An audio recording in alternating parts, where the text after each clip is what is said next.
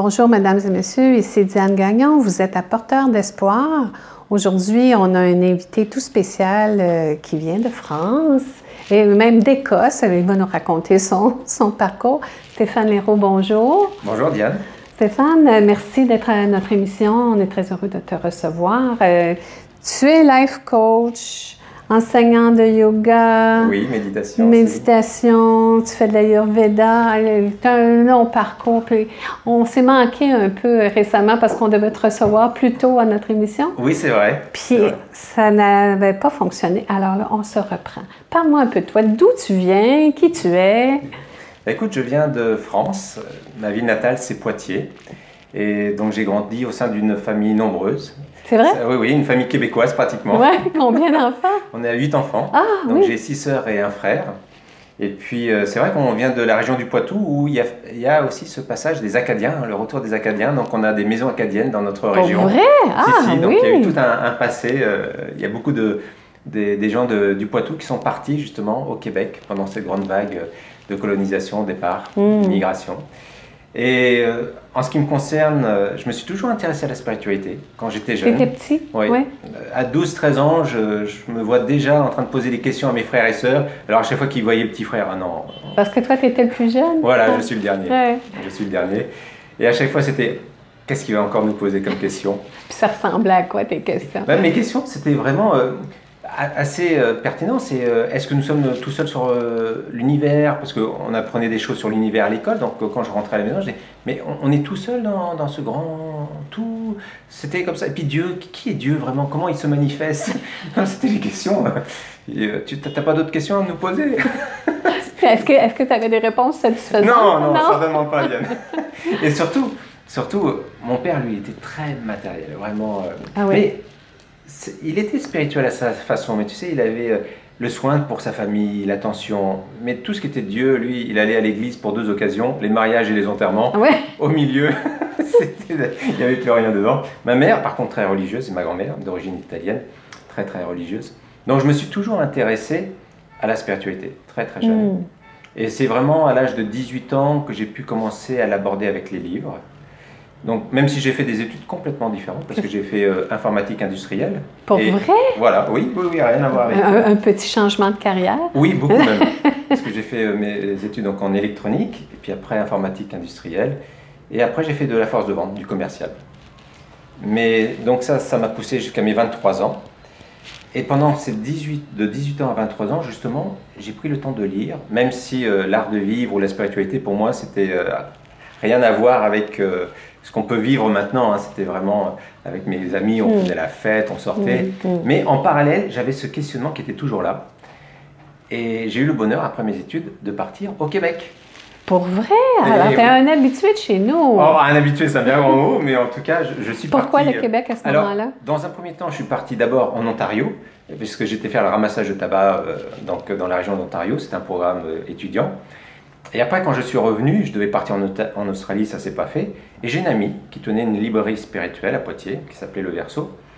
Et elle me dit, bah écoute, toi tu reviens du Canada? Je dis, oui, pourquoi? Écoute, il y a une personne qui vient donner une conférence, je suis sûr que ça t'intéresse. Ça, c'est son livre, tu devrais le lire. Et c'était le livre de Lise Bourbeau, Écoute ton corps. Ah oui. Je dis, bah écoute, tu connais mon amour pour la spiritualité, je vais prendre le livre et puis je le lis. Et ça m'a pris même pas une journée et demie pour le lire. Et je dis, mais ça c'est super, mais ça m'intéresse, c'est pour moi. Elle me dit, écoute, c'est super Stéphane, parce qu'elle vient dans 1 mois et vient faire le stage avec moi. Et donc, je suis parti faire le stage avec Lise Bourbeau. C'était en France, près de Nantes. Et là, ce qui était superbe, c'est que quand je l'ai rencontrée, elle disait, mais pourquoi tu ne viendrais pas faire un stage chez nous? Elle accueillait des volontaires, des bénévoles. Et donc, je suis parti 3 mois au Québec, dans les Laurentides, passer du temps dans son centre Écoute ton corps. C'était dans les années 80. C'était en 1994. Ouais. Voilà, je suis parti de février à juin 1994. Ah oui, la période où il fait chaud chez nous. Oui, exactement. Exactement. T'as pas trop souffert? Non, parce que bon, c'est vrai que c'était le bonheur, quoi. Pour moi, c'était l'aventure. Les grands espaces. Les grands espaces. Je suis arrivé, son centre à l'époque, c'était dans les Laurentides, c'était un ancien hôtel tout en rodin de bois. Donc t'imagines, pour le français que j'étais, pour moi, c'était le rêve canadien, donc c'était excellent. Alors, surtout, tu l'accompagnais dans ses formations? Alors, en fin de compte, pendant 3 mois, je faisais du service. Donc, j'accompagnais les personnes qui arrivaient. Voilà, j'étais à la cuisine, j'étais à la maintenance, j'étais un petit peu partout, à l'accueil. Et puis, on avait des échanges d'énergie. Donc, au bout d'une semaine, tu gagnais 100 $ d'échange d'énergie. Donc, tu accumulais tes échanges d'énergie pour pouvoir faire ces stages. Ah. Et le principe, j'ai trouvé ça magnifique parce que ça m'a permis de faire ces stages. Et surtout, pendant 3 mois, avec les autres stagiaires, on était constamment baignés dans cette connaissance. Et là, pour moi, Diane, ça a été un grand boom. Ah oui. Et oui, parce que là, ça a été une nouvelle ouverture de la vie. Il y avait des réponses à mes questions. Tous mes camarades n'étaient pas dans cette dynamique-là. Toutes les personnes, tu vois, quand j'ai fait le stage avec elle en France, j'avais 23 ans. Les personnes avaient minimum 45 ans, 50 ans, 60 ans, 70 ans. Ouais. Hein, donc tu sais très bien comment ça se passe. Et je me souviendrai très bien, à l'entrée, je suis arrivé de mes 23 ans, et puis ils me disent, non, le stage de planche à voile, c'est l'autre porte. J'étais pas là pour la planche à voile, j'étais vraiment là pour le stage. Mais tu vois, j'étais le seul jeune homme de 23 ans. Puis tu sais, au Québec, Lise Bourbeau est une pionnière aussi. Oui. Elle a ouvert beaucoup de conscience. Ah, c'est clair. Beaucoup de portes aussi, parce qu'elle osait dire des choses que personne n'osait dire à ce moment-là. Mais c'est juste une période de ma vie que j'ai adorée. Qu'est-ce qui t'a marqué le plus dans ce qu'elle disait à l'époque? Déjà, ce message du Christ, parce qu'elle était très christique, donc pour moi j'ai un amour de Jésus et puis des expériences vraiment de méditation avec l'énergie christique très forte.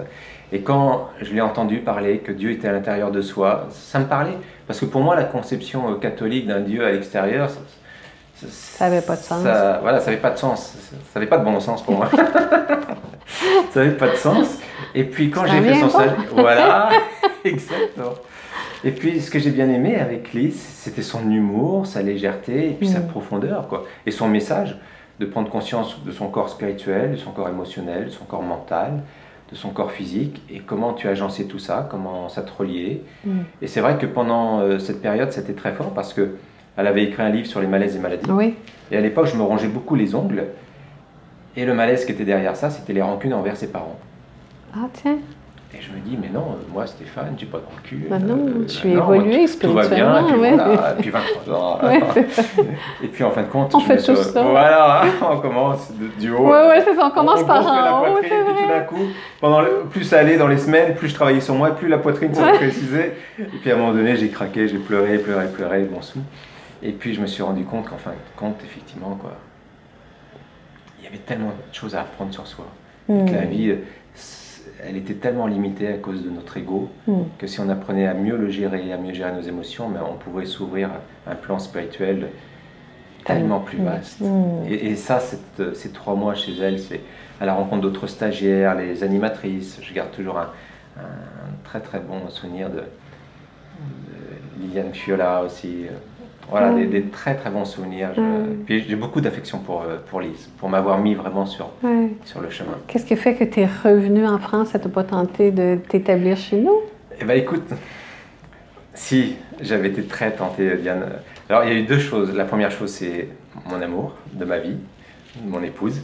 Tu étais mariée à ce moment-là? Non, pas encore, mais je venais juste de rencontrer ma chérie.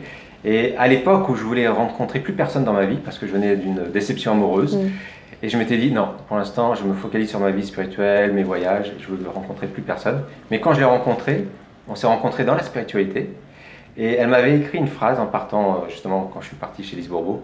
Elle me dit, sache que ce que tu es parti faire là-bas, je comprends le sens, et je trouve ça magnifique.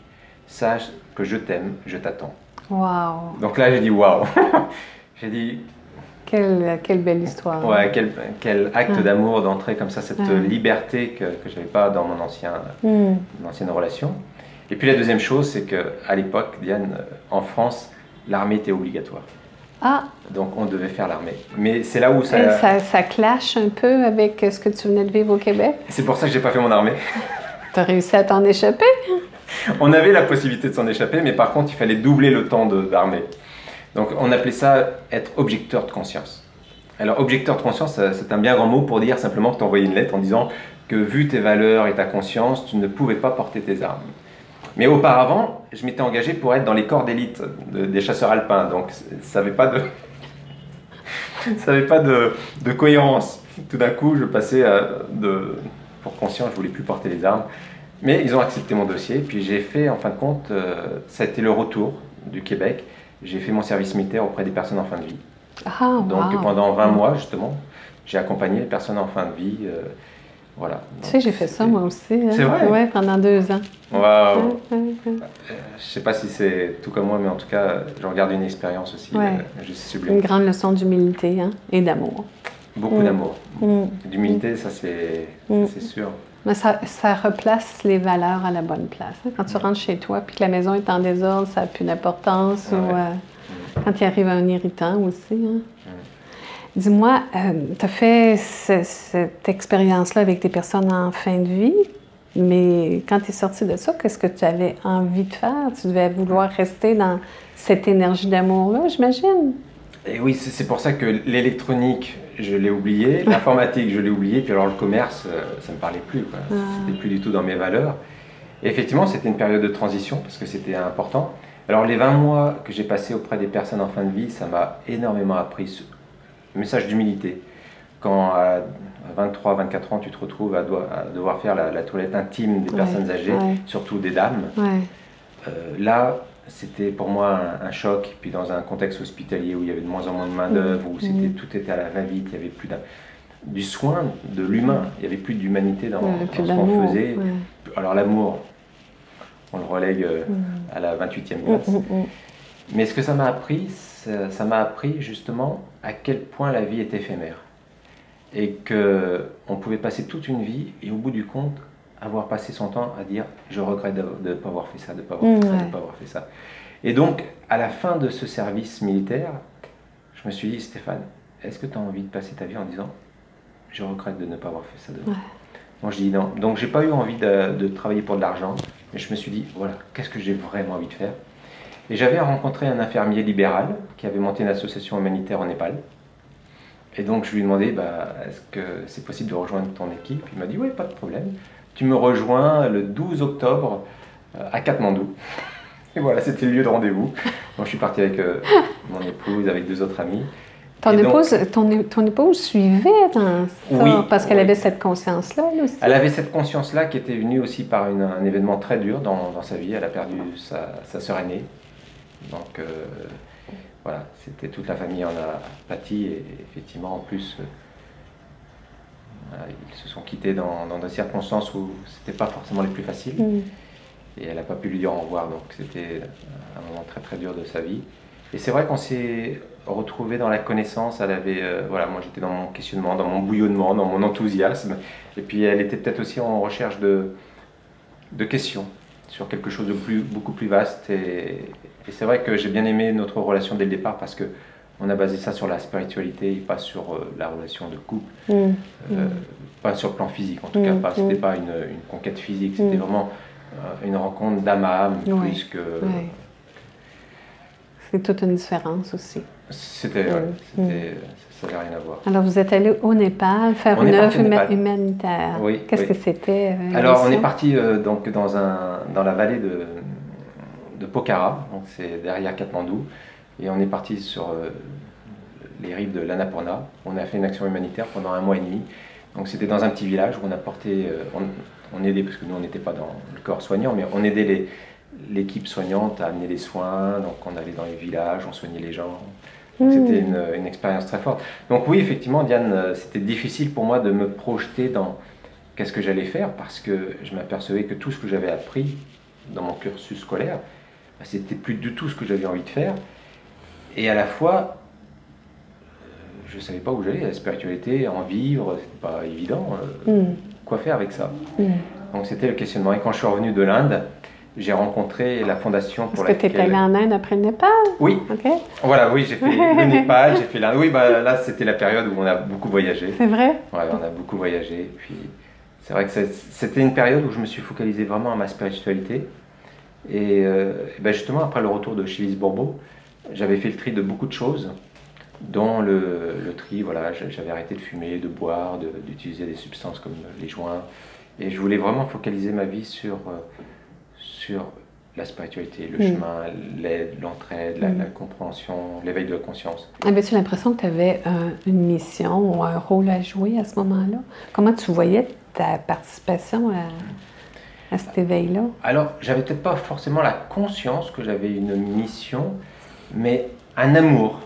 C'est l'amour qui m'a guidé, tu vois. Je me suis jamais dit, oui, je vais sauver des gens ou je vais enseigner. Je me suis pas vu, même si je le fais maintenant, mais je me suis pas vu dans ce rôle. Je me suis beaucoup plus vu comme un Indiana Jones de la spiritualité, tu vois. Partir avec son chapeau, le son fouet. sac, le fouet, et dire, ce monde il est vaste, allez on va l'explorer. C'était un petit peu plus ça. Et de fil en aiguille, c'est comme ça que ça s'est construit. Je me souviens surtout des moments, des étapes phares de mon existence. Justement, quand je suis rentré de chez Lise Bourbeau, le pardon, le premier pardon auprès de mes parents, là je l'ai vraiment fait en face d'eux. J'avais pris conscience qu'en fin de compte, c'était tous mes jugements qui m'empêchaient d'être heureux. C'était pas eux, ils avaient fait ce qu'ils pouvaient. Et ils l'avaient tellement bien fait. Donc tellement je les remercie encore. Mon père qui est parti il y a quelques années, mais je le remercie encore beaucoup. Ma maman qui a encore beaucoup, qui donne encore beaucoup d'amour, hein, même du haut de ses 88 ans. Donc non, je les remercie. Et justement, ma chérie était partie, c'était un réveillon de Noël. Elle était partie dans sa famille. Et je me retrouvais, pourtant une famille nombreuse, tu sais que les réveillons, c'est... Voilà, il y a beaucoup de monde. Il y a beaucoup de monde, mais là, non, personne n'avait invité mes parents, et puis j'étais tout seul, donc je les ai invités, j'ai préparé un repas, et ce qui était beau, c'est, avant le repas, avant l'apéritif, je leur ai dit, voilà, papa, maman, j'aimerais vous demander pardon pour tous les jugements que j'ai eus envers vous, et je voudrais vraiment vous dire merci pour tout ce que vous m'avez donné. Alors mon père, lui, qui n'était pas du tout dans la partie, oh, qu'est-ce que j'ai fait pour hériter d'un fils comme ça? Il devait se dire, qu'est-ce qui se passe? Il était loin. Il a fumé encore. Exactement. Et puis ma mère, la maman italienne, mais mon fils, non, t'as été le fils parfait. Ouais. Puis je lui dis, maman, papa, laissez-moi faire ce processus. Non, c'était très très beau parce qu'à la fin, effectivement, j'ai senti qu'il y avait quelque chose qui s'était installé. Et beaucoup d'amour. Beaucoup d'amour. Même mon père, il m'a regardé avec beaucoup d'attention que j'avais jamais vu dans son regard auparavant. Et à partir de ce moment-là, il a accepté le fait que je sois différent et que voilà, que j'ai pas envie de trouver un travail, j'ai pas envie de fonder une famille. Et il m'a vraiment laissé faire mon chemin. Donc je suis parti faire l'humanitaire. Et plus tard, quand il est tombé grabataire justement, à un moment donné, j'étais avec lui, puis il m'a pris ma main. Il m'a dit, merci mon fils. C'était tout a été dit. Ouais. Très touchant. C'était très très fort. Est-ce que tes frères et sœurs ont suivi ton élan spirituel? Oui, oui. Certaines de mes sœurs font des stages avec moi. Une en particulier. Tu le sais très bien, nul n'est prophète dans sa famille, dans son pays. Je crois que... Mais oui, ils sont attentifs en tout cas à chaque fois quand je vais... Tiens Stéphane, tu peux pas me débloquer, tu peux pas me donner quelques petites clés, la respiration. Voilà. Donc suite à ça, j'ai commencé à revenir en France. Et là, tu t'es dit, j'offre ce que j'ai appris. Comment c'est venu cette idée-là? Non, pas encore. C'est à l'époque où je me suis dit, quoi faire maintenant? Donc j'ai retrouvé un travail parce qu'il fallait alimenter le compte en banque et il avait bien diminué, donc il fallait bien le remonter. Et puis j'ai une amie, toujours la même, qui tenait la librairie spirituelle. Je la remercie, Joël, si tu m'entends, je te remercie à double reprise. Et puis elle m'a dit, écoute, il y a un jeune homme qui est venu, il y a un Indien qui vient, il vient donner une conférence sur le sou, sur quelque chose. En tout cas, c'est un Indien. Je revenais juste de l'Inde, j'ai dit, c'est un Indien, ça me suffit. Est-ce que c'est ce genre d'Indien-là ou un Indien du Québec? Non, c'était pas un Indien. Non, c'est ça, à l'époque, on disait encore ça. Non, c'était un Indien des Indes. Et puis, donc, c'était le professeur de l'art de vivre de la fondation de Sri Sri Ravi Shankar. Donc, j'ai fait le stage avec lui. Ça fait 2 fois que j'entends parler de lui en 2 jours. Tu vois. Il faudra que tu le rencontres un jour, c'est sûr. Donc, Sri Sri Ravi Shankar, je l'ai rencontré. Après, parce que j'ai fait le stage d'abord avec ce professeur indien, ça m'a plu tout de suite. Après, il nous a parlé de Sri Ravi Shankar, ce sage indien, et qu'il allait venir en France. Donc j'ai dit aux personnes s'ils avaient besoin de mon aide, que j'étais là pour organiser aussi. Et donc je les ai aidés à organiser. Puis j'ai rencontré Sri Ravi Shankar qui faisait toute une tournée en France. Et quand j'ai rencontré Sri Ravi Shankar, j'ai vraiment rencontré l'amour personnifié et cette joie personnifiée. C'est d'ailleurs, je garde une expérience très forte avec lui, c'est la première rencontre. Donc on accueille ces personnes qui le suivent pendant toute la tournée. Moi je l'ai récupéré à moitié de chemin. Et puis là il arrive en voiture, il sort de la voiture, on avait organisé tout un banquet. Et il arrive vraiment dans cette fluidité, tout habillé en blanc, barbe noire, cheveux noirs. Et puis il arrive, toute cette légèreté, puis il nous regarde. Donc mon ami Philippe me présente à lui. Et puis après, hop, ils s'en vont pour la méditation du soir. Et moi, j'étais toujours en train d'aider à organiser. Je m'en vais pour aller dans la salle de méditation. Tout le monde est déjà assis, prêt à méditer. Et moi, je me ferai un chemin, je trouve une place, et je me tourne. Donc tout le monde a les yeux fermés. Je me tourne vers Sri Ravi Shankar, qui a aussi les yeux fermés. Mais à ce moment où je me tourne vers lui, il ouvre les yeux. Et donc il y a tout le monde qui a les yeux fermés, et lui, il me regarde. Et pendant 30 secondes, l'intensité du regard était tellement puissante, j'ai senti un amour inconditionnel, où il n'y avait pas d'ego, c'était juste transparent. Et c'était tellement fort que j'ai fermé les yeux. Ouais. Après, j'ai regardé si jamais il n'avait pas. Puis il avait refermé les yeux. Donc, voilà. Et ça a été ma première rencontre avec lui. Puis il m'a demandé ce que je faisais. Et puis je lui ai dit bon, voilà, j'ai rien de précis, mais ce que j'ai envie de faire, c'est aider les gens. Puis je lui ai dit, voilà, un jour dans mes prières, j'ai dit à Jésus, j'ai mon sourire et demain, si tu peux les utiliser, utilise-les. Donc pour l'instant, voilà, aujourd'hui, tu es devant moi, en tout cas là, tu es ici présent. Si jamais pour ta fondation ou pour ton œuvre, tu as besoin de mes mains, ben voilà, Shri, je t'offre mes mains et mon sourire. Puis il m'a dit, comment aimer. Ah oui. Voilà, et puis pendant 20 ans, j'ai œuvré au sein de la fondation. 20 ans? Ah. Qu'est-ce que tu y faisais? Et ben donc, dans un premier temps, j'ai enseigné les techniques de respiration, qu'on appelle le Sudarshan Kriya, le programme de l'art de vivre. Ce que tu fais avec moi. Voilà, on a commencé. Exactement. Donc j'ai énormément enseigné, donc en France dans un premier temps. J'ai ouvert beaucoup de villes en France. Et puis tu as ouvert beaucoup de villes. De villes. Donc j'ai ouvert. J'ai compris de vie. Je pensais que vous étiez donné ce mandat-là. Non, mais les vies se sont épanouies peut-être. Oui. Et puis donc j'ai commencé à enseigner à 27 ans, 28 ans. Et j'ai commencé à enseigner ces programmes de l'art de vivre. Voilà, j'ai enseigné en France beaucoup, j'ai tourné beaucoup en France. Et puis à un moment donné, il m'a envoyé au Cameroun, en Côte d'Ivoire, au Maroc. Ah. Après, je suis allé en Belgique, Luxembourg, la Suisse. Et puis quelques années plus tard, je suis devenu professeur pour tous les professeurs internationaux de la Fondation. Voilà, et je m'occupais de 5 pays. Je m'occupais du Maroc, du Portugal, du Luxembourg. Wow. Et des programmes pour les prisons aussi. Voilà, donc j'avais beaucoup de responsabilités au sein de la Fondation. Jusqu'il y a un an où j'ai décidé de... Voilà, j'ai senti que... C'était le temps de passer à autre chose. Ouais. 20 ans de service, pour moi, c'était une belle expérience. Est-ce que tu as gardé certaines de ces activités-là à des fins personnelles? Alors, la technique de respiration, de méditation, alors pas celle qu'on enseigne au sein de l'art de vivre, celle-ci je ne l'enseigne pas, mais par contre, oui, toute la connaissance du yoga, toute la sagesse de la respiration, oui, je continue à l'enseigner, mais maintenant je m'occupe aussi beaucoup plus de faire du life coaching de vie, beaucoup de conférences, et puis j'accompagne aussi les gens sur la puissance des mantras, voilà, notamment avec l'album que j'ai créé en 2015, parce que j'ai enregistré un album qui s'appelle Sagesse, sur les chants. C'est vrai? Mantras, oui. Ah. Voilà, donc la vie est riche et passionnante. La vie est pleine de surprises aussi, parce que tout à l'heure, on mentionnait que tu m'enseignes la respiration parce que j'ai certains problèmes respiratoires, puis tu peux même le faire en Skype. Moi, je trouve ça génial, parce que tu es capable d'observer quand même comment on respire, puis de corriger certaines choses. Puis je pense que la majorité des Occidentaux ne savent pas comment respirer. Non. On respire ici, là, puis très peu. Hein? Ben c'est ça, on utilise très peu notre respiration complète, yogique, et puis aussi amener des respirations qui permettent à débloquer aussi certains aspects, le thorax, le plexus, liés aussi avec les centres énergétiques.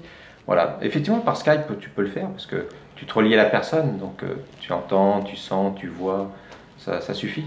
Une fois que tu te relis à la personne, tu sens ce qui se passe dans la personne. Puis ça te permet, probablement aussi dans ton rôle de life coach, comme vous dites. Oui, coach de vie. Coach de vie plus. Faut que j'y pense. Ça doit te permettre aussi d'avoir des informations additionnelles que tu n'aurais pas si tu n'avais pas ce sens-là développé. Énorme. C'est vrai que le fait d'être attentif aussi sur tout ce qui est le plan subtil, les couches émotionnelles, subtiles, ou même le corps énergétique. Là, tu regardes les miens là, pendant que tu parles. Non, je ne le fais jamais sans qu'on me le demande, bien sûr. Okay. Mais voilà, en tout cas, oui, Ça permet d'ouvrir d'autres choses. Ouais. Tes clients, ils te contactent par... Oui. Comment ça fonctionne? Par email, par Skype, sur mon site internet. Voilà, okay. On donnera toutes les informations un peu plus tard. Donc sur mon site internet, ils peuvent me contacter. Et puis donc la première demi-heure est gratuite. On fait un bilan respiratoire où on étudie pourquoi ils veulent faire un accompagnement aussi sur une problématique. Qu'est-ce qu'ils désirent vraiment changer dans leur vie? Pourquoi ils veulent le faire? Quelle est la valeur ajoutée que ça va leur apporter? Puis à partir de là, voilà, on amène, c'est quelque chose de joyeux, de vivant, c'est vraiment orienté pas sur le passé, mais vraiment beaucoup plus sur l'avenir. Ah, j'aime beaucoup ça. Et avec le présent, voilà, c'est vraiment ton présent. Alors bien sûr, des fois, on va débloquer des croyances limitantes, parce que on en a. Hein. On en a tellement. On en a tellement, donc... Et le pire, c'est qu'on ne sait pas qu'on en a. Exactement, voilà. Alors, avec quelques clés, puis des techniques de respiration, quelques méditations, c'est un ensemble qui fait qu'au bout du compte, les gens retrouvent de l'énergie. Donc, naturellement, ils retrouvent un enthousiasme. Leur esprit est beaucoup plus clair, donc les doutes s'amenuisent. Et puis après, il y a toute une ouverture de conscience qui se passe que, voilà, comme...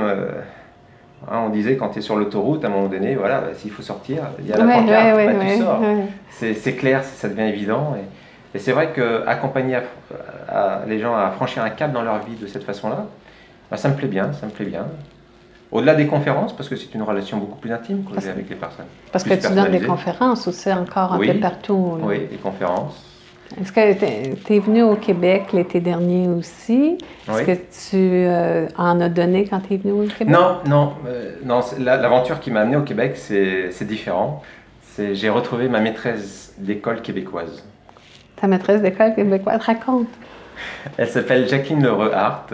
Et en 1977, c'est une belle histoire que j'adore raconter parce que franchement, pour moi, elle a été très marquante, cette institutrice, parce qu'en 1977, à la rentrée scolaire, on a appris que justement, on allait avoir une institutrice cette année, mais qui serait québécoise.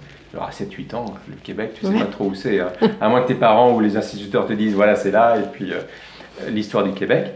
Et donc, pendant toute une année, elle nous a donné, elle nous a fait la classe, et puis vraiment avec tellement de joie, de créativité, d'enthousiasme, qu'on ne connaissait pas tellement ça en France, c'était beaucoup plus rigide. Et quand elle voyait qu'on perdait de l'attention tout de suite, un peu de créativité, elle nous faisait dessiner des fleurs d'érable, des feuilles d'érable, même des poteries, c'était juste excellent. Et en 1978, donc, l'échange franco-québécois s'est terminé, elle avait terminé la classe, elle est repartie chez elle. Mais comme on l'avait accueillie chez nous, on avait gardé le lien. Et vous l'aviez accueilli chez toi? Oui, dans la famille. Ouais. Ah bah oui, on avait envie d'accueillir Jacqueline. Toutes les familles, je pense, l'ont accueillie au moins une fois ou deux. Et puis, on a gardé le lien et ma mère me disait, ta maîtresse québécoise t'a écrit, il faut que tu lui répondes. Donc, elle a acheté la carte et je lui répondais. Et on a gardé correspondant jusqu'en 1986 où elle m'a envoyé son livre qui s'appelle Joss mon père. Et c'était son premier livre parce que son rêve d'une vie, pour elle, c'était de devenir écrivain. Et elle a réalisé son rêve à travers ce livre. Et en 86, la vie a fait qu'on a perdu la correspondance. Moi, j'ai déménagé, elle a déménagé. Et en 2013, quand j'ai commencé à écrire mon propre récit de mon parcours de vie, je me suis dit, à l'heure de Google, d'Internet, je peux forcément retrouver ses traces. Et j'ai retrouvé son nom et j'ai retrouvé surtout sa maison d'édition. Donc, je l'ai rencontré comme ça. Revu comme ça, en tout cas, j'ai envoyé un email à la maison d'édition et ils m'ont mis en lien avec elle. Wow. Donc depuis 2013, on a repris contact, Diane, donc on continue notre correspondance. J'ai appris qu'elle avait perdu son époux. Et en 2017, en octobre 2017, je reçois un email d'une association qui s'appelle Rêve d'une vie Canada. Et l'intitulé de l'email, c'était Le rêve d'une vie de Jacqueline Leroux-Hart. Ah. Le rêve d'une vie de Jacqueline Leroux-Hart. Alors bien sûr, je connaissais le nom Jacqueline Leroux-Hart, mais rêve d'une vie Canada, je ne comprenais pas. Et donc j'ai lu l'email, et donc cette association avait pour but de réaliser les rêves des seniors, des personnes âgées.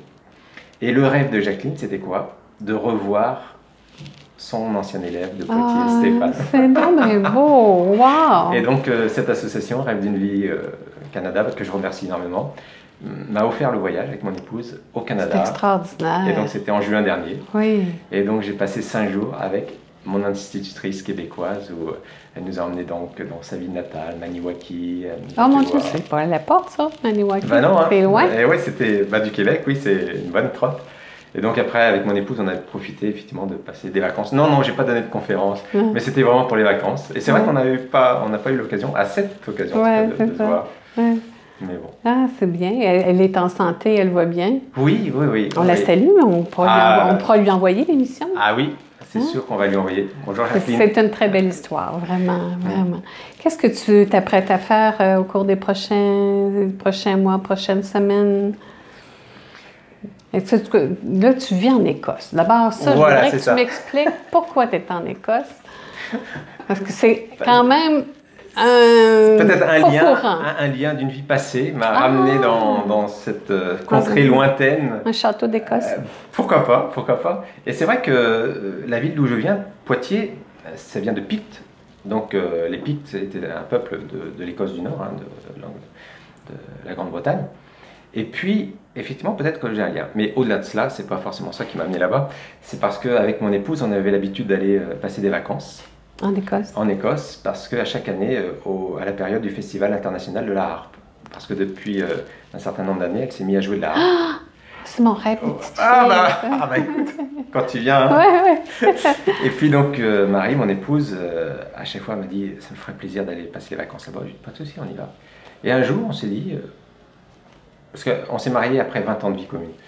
Je suis retombée amoureuse encore plus de mon épouse. Pourquoi? Parce que tous les jours, j'étais amoureuse d'elle. Puis à un moment donné, je dis, mais ce serait peut-être le moment de lui demander sa main. Et je l'ai demandé. Est-ce que tu t'y attendais? Non, pas du tout, parce que c'était pas du tout... c'était pas dans le planning. Mais elle a été surprise, puis elle a dit oui, bien sûr. Bah, bien sûr. En tout cas, elle était bien. Vous êtes mariés quand? Eh ben, écoute, c'était en 2014. Et puis, on s'est dit, mais pourquoi on n'irait pas habiter en Écosse? Donc voilà, comme mon travail était à l'international, du moment que j'avais un aéroport et un taxi qui m'amenait prendre mon avion, c'était le principal. Et voici pourquoi l'Écosse. Et c'est vrai qu'en Écosse, je fais mon coaching. Sinon, je donne quelques conférences, mais très peu, beaucoup plus à l'étranger. Est-ce que tu retournes en France régulièrement? Oui, je donne beaucoup de conférences, de séminaires, les séminaires que j'ai montés maintenant. Et puis c'est aussi, sur quoi ton séminaire? Alors, ça s'appelle La joie de l'être, le silence du cœur.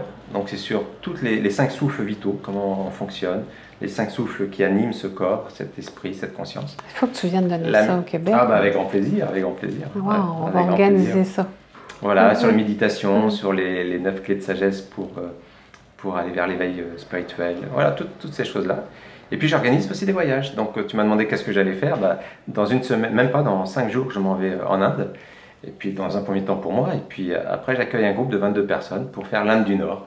Donc, des gens qui viennent un peu partout à travers le monde Non, là, ça sera beaucoup plus des francophones, et puis quelques Marocains. Et puis après, j'ai un autre stage dans le désert marocain. Voilà, et puis après, on va faire le Ladakh. Qu'est-ce que c'est ça? Le Ladakh, c'est au nord de l'Inde. On va faire les monastères à 3500 mètres. Voilà, et puis après, encore l'Inde. Le genre de choses que je ne pourrais pas faire en ce moment. Mais on va s'entraîner. En tout cas, voilà, de beaux projets. Donc ça, c'est... Oui, raconte-moi, est-ce que c'est publié, ton livre? Non, pas encore, non, pas encore. Alors, tu racontes quoi dans mon premier livre, c'est vraiment, je raconte mon parcours de vie. Voilà, comment ça se fait qu'un jeune homme des années 70 rencontre un maître indien, rencontre une Québécoise, pourquoi après avoir fait des études d'électronique, d'informatique et de commerce, il se retrouve à faire l'humanitaire en Népal. C'est toutes ces anecdotes, et puis comment des fois je me suis retrouvé dans des situations où la sagesse m'a aidé, comme quand c'était la période de la guerre en Côte d'Ivoire, ou quand j'étais pris dans les prisons en Côte d'Ivoire, voilà, où on a failli se faire couper la tête à Haïti. Attends un peu, là. Attends. OK, raconte-nous ça, là. Côte d'Ivoire, Haïti, c'est intéressant, ça? Disons que c'est vrai qu'on ne peut pas soupçonner des fois que la vie d'un enseignant de méditation et de respiration est aussi palpitante que ça. Alors, Côte d'Ivoire d'abord, Haïti ensuite. Oui, alors, la Côte d'Ivoire, écoute, c'était fort parce que j'enseignais, donc j'avais 3 stages par jour, matin, après-midi et soir.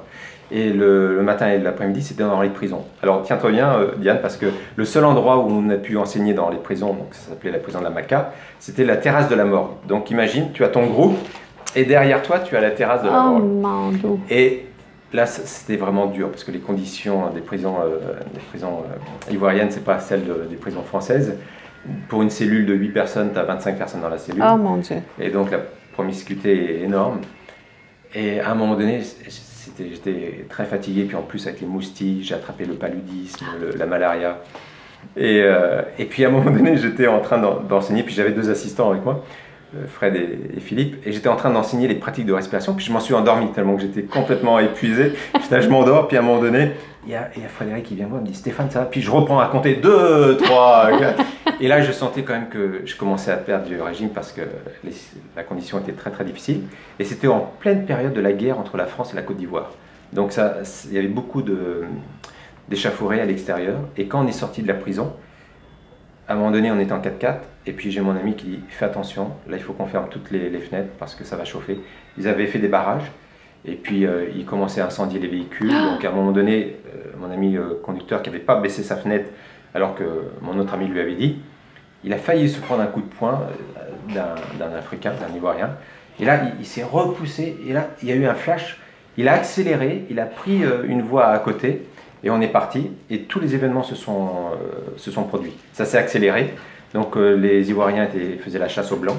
Donc il fallait surtout pas qu'on se fasse voir. Oh, mon Moi Dieu. j'ai attrapé le palu, donc mes fièvres étaient explosées. Donc à un moment donné. Mais tu te cachais, tu te terrais quelque part? Oui, mes amis me disaient Stéphane, on peut pas dans ta condition-là, on peut pas te garder. Il faut qu'on t'emmène chez un ami, une amie.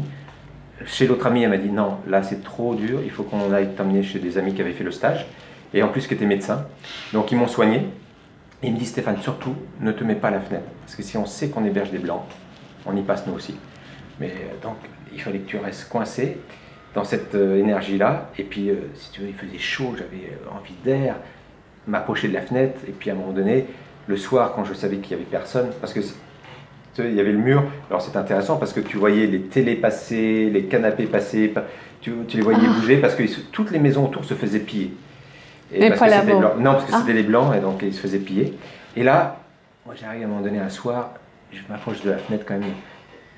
Toutes les lumières éteintes, je dis oh, Dieu, si tu es là, envoie-moi un peu d'air. Puis à ce moment-là, il y a une bouffée d'air qui arrive. Je dis merci, merci. Ça m'a permis de pouvoir me rendormir. Et au moment où je me rendors, la personne qui m'avait accompagné dans ce voyage vient, elle me dit Stéphane, tu dors? Au moment où j'allais m'endormir, je dis bah oui, j'allais m'endormir. Elle me dit non, mais tu entends pas? Je dis j'entends pas quoi? Et là, effectivement, il y avait les canons, ça bombardait de tous les côtés. Et puis elle me dit mais tu entends pas tous les bazookas? Et puis là, je la regarde, je dis Sylvie, t'as vu mon état? Qu'est-ce que je peux faire? Il me dit non mais moi j'ai peur. Je dis bah écoute viens, allonge-toi ici. Et donc j'ai retrouvé un peu d'énergie. Le temps passait très très vite et à un moment donné il a dit, mes amis disent Stéphane il faut absolument que tu partes, tu peux plus rester. Donc ils ont appelé des amis de la police judiciaire. Et donc c'était... Alors entre temps j'appelle mon maître, Chachavi Choukar qui était en Inde.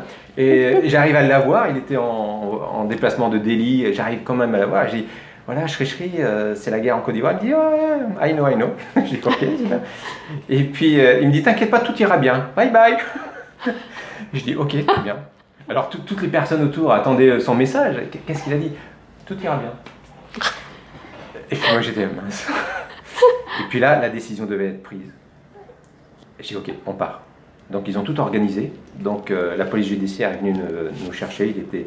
Ils devaient venir à 20h, ils sont venus à 21h.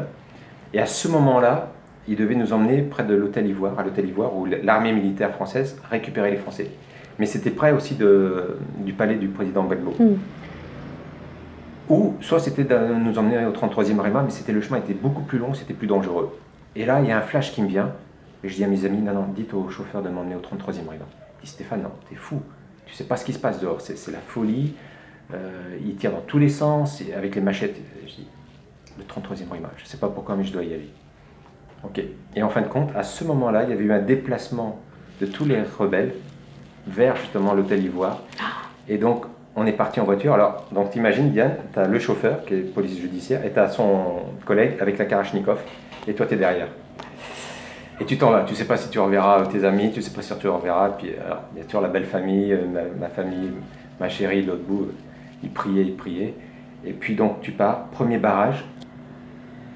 On se fait arrêter. Il y avait 2 Ivoiriens de l'équipe rebelle. Puis, tu as le policier qui me dit, tu dis rien, Stéphane. Dans ma tête, je dis, qu'est-ce que tu veux que je dise? Pitié. Pitié, alors je chantais Om Namah Shivaya, je chantais mes mantras. Et puis, j'entends l'Ivoirien dire « Qu'est-ce que tu fais avec ces deux blancs ?» Et le chauffeur qui lui répond « C'est pas ton business. » Wow. Là, tu te fais tout petit et tu te dis « Mauvaise réponse ?» Bonne réponse, mauvaise réponse. Et là, tu as un silence qui te paraît très, très, très, très long. Jusqu'au moment où ils disent « Ok, passez. » Deuxième barrage, il n'y avait personne. Troisième barrage, il n'y avait personne. Et là, ils roulent à 180 sur la corniche. On en arrive au 33e RIMA. L'armée française ne pouvait pas nous accueillir directement. Ils devaient vérifier nos passeports. Donc on est resté pendant deux heures dans un no man's land où tout pouvait se passer. Et quand tu rentres après dans le camp militaire, là tu vois vraiment la stupidité humaine. Des yeux en moins, des mains en moins. Tu vois ce que l'horreur humaine peut faire lorsqu'il manque de la connaissance et de la sagesse. Qu'est-ce qui est arrivé avec l'Hôtel Ivoire? L'Hôtel Ivoire, toute la révolte s'était faite là-bas, donc il y a eu beaucoup de conflits. Et effectivement, j'avais fait le bon choix, mais il y a beaucoup de Français qui ont perdu aussi la vie là-bas. Tu as été guidé pour ce choix? Ah oui, je sentais la présence. Mais à la fois, j'avais pas peur. J'étais attentif, certes, mais j'avais pas peur. Voilà, ça c'est. Et puis après, donc, je suis resté 3 jours, bombardé par les moustiques parce qu'il n'y avait plus de lit, pas de moustiquaire, donc on dormait à ras le sol. Et puis après, quand je suis arrivé à l'aéroport, accueilli par ma chérie. Ça, c'était fort, c'était des moments très fort. J'imagine, hein, pour tout le monde, parce que tu aurais pu laisser ta peau. Là, oui, à ce moment-là, ouais. Puis Haïti, c'était Haïti, un autre c'est un autre volet. épisode, parce que j'étais en train de former des professeurs, des nouveaux professeurs pour nos programmes de l'art de vie, où on associe aussi l'humanitaire. Et puis, à un moment donné, on va explorer certains projets humanitaires. Et il y avait pas mal, donc tu sais, c'était après les tremblements de terre, et puis il y avait la révolte, il y avait les élections, pareil, il y avait des révoltes. Mais là, j'ai vécu d'une façon plus difficile parce que, je vais t'expliquer pourquoi, parce qu'en fin de compte, on était 3 sur une moto, et quand on arrive pour rentrer là où on était, où on hébergeait, on se fait arrêter par ce gang. Donc ils étaient en train de brûler les voitures, tout ça, et là on se fait arrêter. Et mon ami qui était au milieu me dit, surtout, tu dis rien, là pareil, hein, t'as pas envie de dire grand-chose. Et il s'était enduit d'huile. Donc tu avais 20 grands gaillards avec des machettes. Donc ils t'entourent et là tu sens, c'est différent parce que autant que l'autre était dans la voiture, mais là tu es dehors et tu as 20 grands gaillards comme ça avec des machettes. Et puis ils avaient le masque de Scary Movie. Ils avaient enduit d'huile, donc ouais, tu sens. Ah mon Dieu. Et là, et puis à un moment donné, ils demandent de l'argent. Puis mon ami dit non, on n'a pas d'argent. Puis il me regarde et il me dit toi, le blanc, donne-moi l'argent. Je dis non, j'ai pas d'argent. Et puis je sais pas ce qui s'est passé. J'ai regardé ce grand gaillard. Et puis je sais pas d'où m'est venue cette phrase. Je dis mais tu sais, Dieu est avec moi. Alors je savais qu'en Côte d'Ivoire, quand tu parlais un petit peu de Dieu, tu sais, la relation est différente. Parce qu'ils ont beaucoup de foi en divin. Et il m'a regardé. Il a regardé mon ami. Il y a eu encore des échanges. Et on est parti. Et c'était... Tu sais pas d'où ça vient, cette phrase, pourquoi tu dis ça à ce moment-là. Mais en tout cas, voilà. Tu reçois des inspirations, des intuitions comme ça assez souvent. Ah, ouais, c'est. Ouais.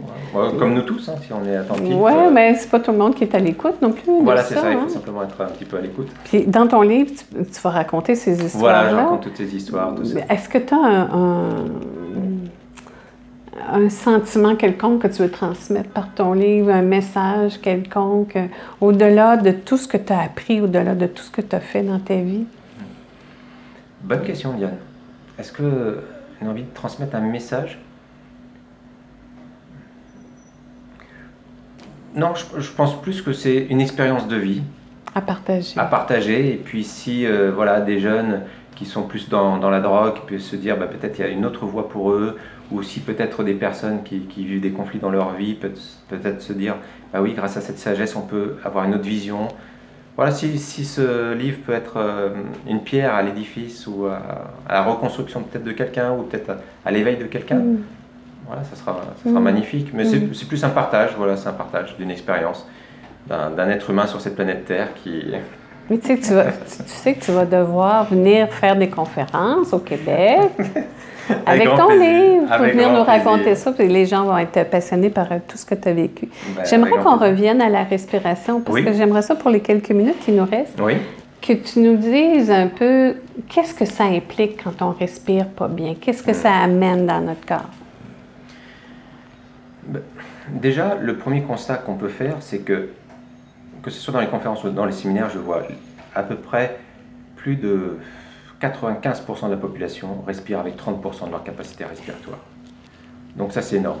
Quand tu sais simplement sur le plan physiologique ce que ça peut faire, quand tu sais que tu as un échange gazeux qui est hyper important, tu vas inspirer, tu vas amener l'oxygène, et quand tu vas expirer, tu vas enlever le dioxyde de carbone. Donc c'est énorme, parce que l'oxygène va être oxygéné tout ton corps, et le dioxyde de carbone, ça va nettoyer au fur et à mesure de ton corps. Mais quand les gens respirent à 30% de leur capacité respiratoire, ils éliminent que 30% de ce qu'ils peuvent vraiment. Donc si tu veux, à un moment donné, le système... Donc ça reste en nous. Ça reste en nous, c'est pollué. C'est comme si tu disais, voilà, j'ai ma cuisine, j'ai ma poubelle, et je mets mes déchets, la poubelle est remplie, et tu vas la vider dans la grande benne, et tu dis, tiens, aujourd'hui, je ne sais pas pourquoi, mais je vais enlever que simplement 30%. Donc j'enlève les 30% et je reviens avec mes 70% de toxines, de déchets. Et je les laisse dans ma poubelle. Donc je m'aperçois qu'il me faut beaucoup moins de temps pour remplir la poubelle. Donc je fais mon petit jeu, j'ai trouvé une solution. Je vais acheter une plus grosse poubelle. Et donc j'achète une plus grosse poubelle. Mais jusqu'à temps que tu peux tenir avec une plus grosse poubelle. À un moment donné, les toxines, c'est pareil, ça va s'accumuler à l'intérieur. Et ça va endommager non seulement le corps physique, le corps mental, le corps émotionnel, tout cet aspect en nous. Donc la respiration, elle est liée avec nos émotions. Une personne qui respire, qui a par exemple un souffle court, rapide et saccadé, ça peut montrer peut-être de la colère. Une personne qui a un souffle en suspension, ça peut peut-être montrer de la peur, de l'anxiété. Une personne qui expire plus qu'il inspire, ça peut montrer peut-être quelqu'un qui est en dépression ou qui est triste. Et une personne qui inspire plus qu'il expire, de l'enthousiasme, de la joie. Donc chaque émotion, en fin de compte, va altérer notre schéma respiratoire. Et les gens, à force qu'ils vivent des émotions, c'est comme si le schéma respiratoire commençait à en pâtir. Et au lieu de respirer d'une façon complète, fluide, avec leur 100%, ils vont commencer à réduire leur capacité respiratoire. De plus en plus. De plus en plus. Donc à un moment donné, les toxines restent, s'accumulent, et ça commence à avoir un impact énorme sur notre conscience. Sur notre conscience. Sur notre conscience, oui. Et sur notre façon d'aborder les choses. Parce qu'on voit les choses moins clairement. On est beaucoup plus irritable. Notre sommeil en pâtit. Notre alimentation, on digère moins l'alimentation. C'est pour ça que je donne la connaissance sur les 5 souffles vitaux. Parce que la plupart du temps, les gens ils pensent qu'on inspire, on expire, on inspire, puis ça, on appelle ça la respiration. Non. Non. Quand tu inspires, ça va faire tout un chemin. Et tu as 5 souffles vitaux qui vont se charger de revitaliser ton corps, de nourrir, de sortir tes nutriments et l'oxygène, après de le diffuser, après d'amener à l'élimination à travers les urines, les excréments, etc. Et puis aussi l'expansion, à maintenir ton corps debout, à t'exprimer, la voix. Tout ça, c'est lié avec les souffles vitaux. Donc quand tu rentres plus dans cette connaissance de la respiration, tu t'aperçois que c'est une magie. C'est très... Et c'est juste sublime parce que tu commences à redécouvrir que tu as plein d'énergie en toi. Tu n'as plus besoin d'un café pour te donner de l'énergie. Ton énergie, elle est là et tu sais comment la puiser. Simplement avec la respiration. Ouais, simplement avec la respiration. Simplement.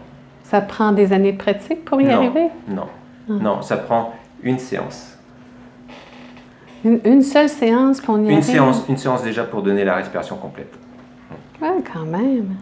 Ben, je vais inviter les gens à communiquer avec toi pour ça parce que ça vaut vraiment la peine. J'ai beaucoup aimé ça. Je pense qu'on a un petit problème technique. Oui, il y a peut-être plus de batterie, mais c'est peut-être bon. C'est bon? On en a encore. OK, alors on continue. C'est ça la technologie aussi. Hein? C'est ça. Quand tu parles des 5 souffles vitaux, c'est par rapport à ce que l'Ayurveda enseigne?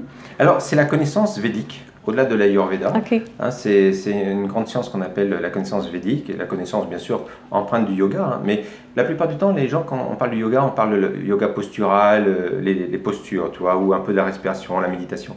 Mais c'est beaucoup plus vaste que ça, le yoga. Bon, donc ça serait trop long de rentrer dedans, mais c'est beaucoup plus vaste. Et dans un des chapitres, on parle vraiment des souffles vitaux.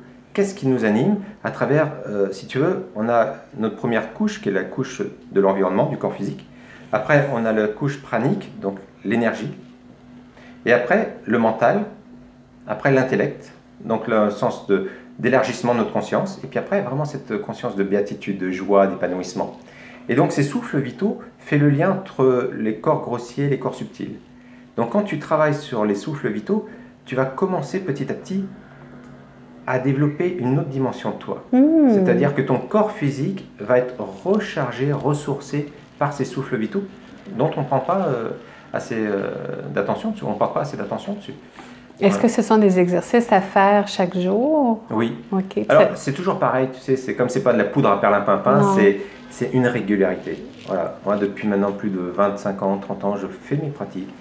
Et voilà, ça maintient non seulement mon corps émotionnel, spirituel, psychologique. Ça dure combien de temps chaque fois quand tu fais ces exercices-là? Ça dépend. En ce qui me concerne, c'est ma passion, donc voilà, ça me prend un certain temps. Mais pour les personnes ils peuvent l'apprendre pour faire un quart d'heure, 20 minutes, ne serait-ce qu'un quart d'heure et 20 minutes. Chez vous, à la maison, ça suffit pour changer radicalement de qualité de la vie. Un quart d'heure, c'est 1% de notre temps de la journée. C'est rien. C'est rien, c'est vraiment... C'est comment je peux arriver à une vie meilleure en portant d'attention sur des choses qui sont déjà en nous. Ouais. Tu vois. Là, il n'y a personne d'autre. C'est toi avec toi. Et ce souffle, c'est ton meilleur ami parce que tu es venu avec lui et tu partiras avec lui. Ouais. Et pendant tout ce temps, on inspire, on expire, on n'est jamais attentif à ça. Et on peut apprendre.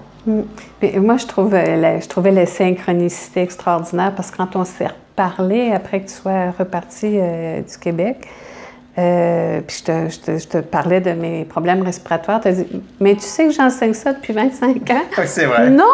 C'est vrai. Moi, je trouvais que c'était... tu étais comme un ange qui m'était envoyé pour m'aider. Je trouvais ça extraordinaire. Alors, je voulais te remercier parce que même si on débute là-dessus, je vois déjà une certaine différence. Ouais. C'est un grand plaisir. Mais là, on va intensifier ça maintenant. Là. Super. Ça me fait grand plaisir. Bien, merci Stéphane. C'était un grand bonheur de te recevoir à l'émission. J'aimerais que tu donnes juste peut-être l'adresse de ton site web pour qu'on puisse y accéder directement. Puis sous la vidéo, on va vous donner toutes les coordonnées aussi pour rejoindre Stéphane. Donc c'est stéphaneherault.com. Alors Stéphane avec un E, S-T-E-P-H-A-N-E, Herault, A-Y-R-A-U-L-T.com, stéphaneherault.com. Merci infiniment. Merci Diane. Merci à vous. On se retrouve bientôt. Je vous souhaite une bonne semaine. Ciao.